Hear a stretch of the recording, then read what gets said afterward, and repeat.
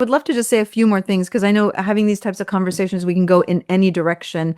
I think the foundational message of where, I come from when I have these opportunities to talk and to address these things is one of two things. First is the fact that we have to have these conversations in a safe way without feeling like we are stepping on anyone's toes, where we are potentially going to be attacked or canceled, where from both sides, right? From those of us who really have a lot to share and say and address and call out, and from the folks who are curious and also want to be, kind enough to dance the dance and do a delicate approach to it. So we have to have these conversations. We have to have them civilly, intelligently, honestly, safely, candidly, and all of that. The other piece of the equation or the side of the coin is these are realities that are there. They have happened. They're happening to women. They've happened in the past. They continue to happen today. They will continue to happen, and they're not going away.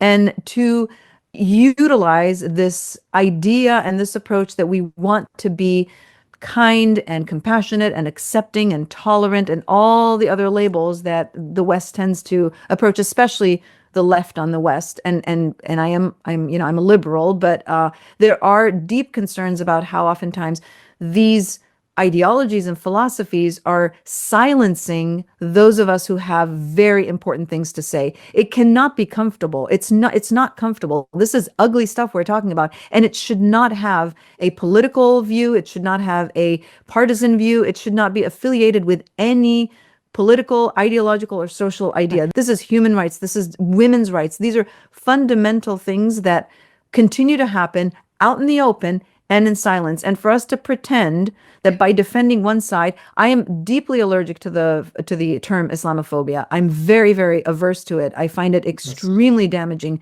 very harmful, very problematic, and very insulting to those of us who have lived experiences that have completely, put us in detrimental situations. But to completely invalidate women's experiences because we want to be tolerant, we want to be kind, I draw the line there, and I think we need to be very, very clear about that.